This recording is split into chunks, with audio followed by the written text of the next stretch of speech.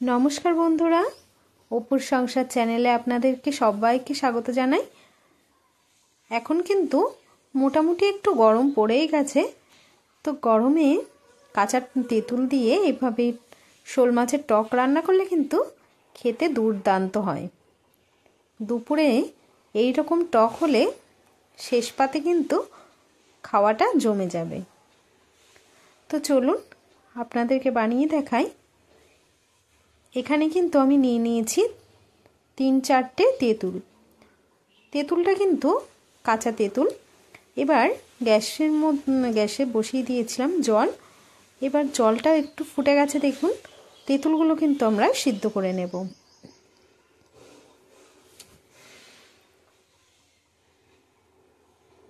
তো দেখুন তেঁতুলগুলো কিন্তু সিদ্ধ হয়ে গেছে। এবার আমরা একটা পাত্রে নামিয়ে নিয়েছি। এবার কড়াইতে দিয়ে দিচ্ছি সর্ষের তেল। তো দেখুন তেঁতুলগুলো কিন্তু ঠান্ডা হয়ে গেছে একটু। এবার আমরা কিন্তু এভাবে উপরের যে খোলাটা হয়, শক্ত খোলাটা, সেটা কিন্তু ছাড়িয়ে নেব।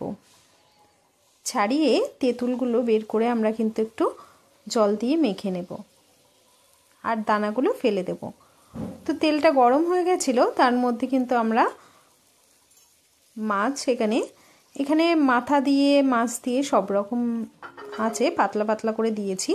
একটু নুন হলুদ মেখে মাছগুলো ভেজে নেব।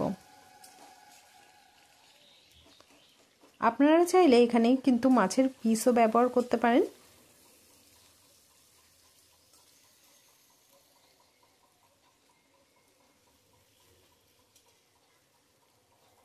তো এভাবে আমরা উল্টে পাল্টে কিন্তু মাছগুলো ভেজে নেব।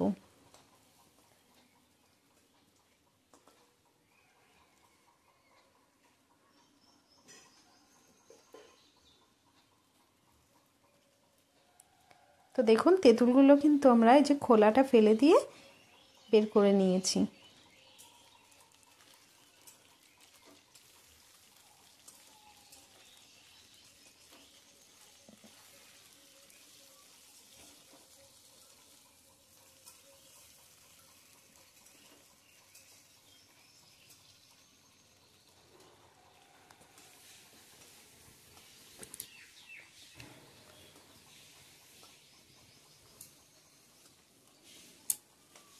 আর টকের মাছ কিন্তু খুব বেশি ভাজতে যাবেন না। খুব বেশি ভাজলে কিন্তু টকে আরও শক্ত হয়ে যাবে মাছটা। তো দেখুন তেঁতুলগুলো কিন্তু আমরা একটু চটকে নিয়ে এই যে জল দিয়ে একটু তেঁতুলের বার করে নিয়েছি একটু টক করার জন্য।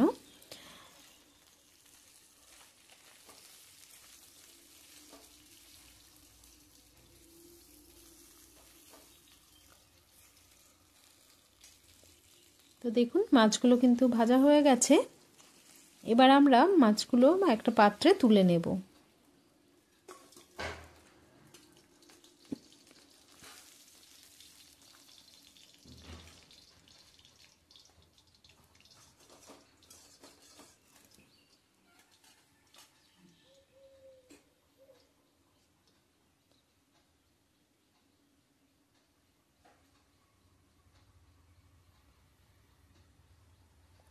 ওই তেলের মধ্যেই আমরা দিয়ে দিচ্ছি অল্প পরিমাণে সর্ষে। টকে কিন্তু সর্ষে দিলে খেতে ভালো লাগে। সর্ষেটা দেওয়ার পর আমরা কিন্তু ওই যে তেঁতুলটা যেটা আমরা হাতে করে মেখে নিয়েছিলাম সেটা কিন্তু দিয়ে দিলাম সেই জলটা। তারপর এবার এভাবে কিন্তু আমরা একটু নেড়ে নেব।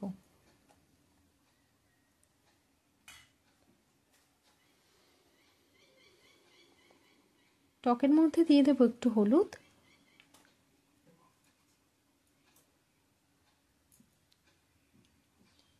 আর দিয়ে দিচ্ছি একটু লবণ।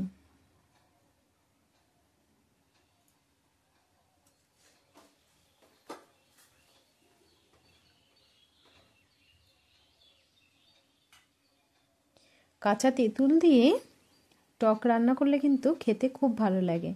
তো দেখুন ভেজে রাখা মাছগুলো আমরা দিয়ে দিলাম এর মধ্যে।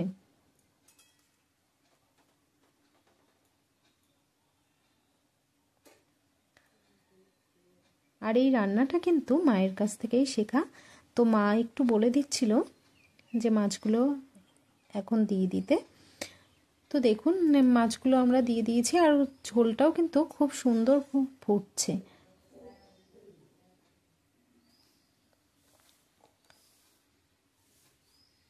তো টকের মধ্যে দিয়ে দিচ্ছি একটু চিনি। আপনারা যদি চিনি না দিতে চান তাহলে না দিলেও হবে। তো চিনিটা দিয়ে আমরা এইভাবে একটু মিশিয়ে নিলাম। এই গরমে কাঁচা তেঁতুল দিয়ে শোল মাছের টক খেতে কিন্তু খুব ভালো লাগে। তো এবার কিন্তু আমরা এটা নামিয়ে নেব।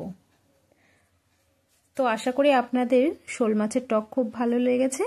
ভালো লাগলে লাইক, কমেন্ট, শেয়ার করে দিয়ে পাশে থাকার অনুরোধ রইল।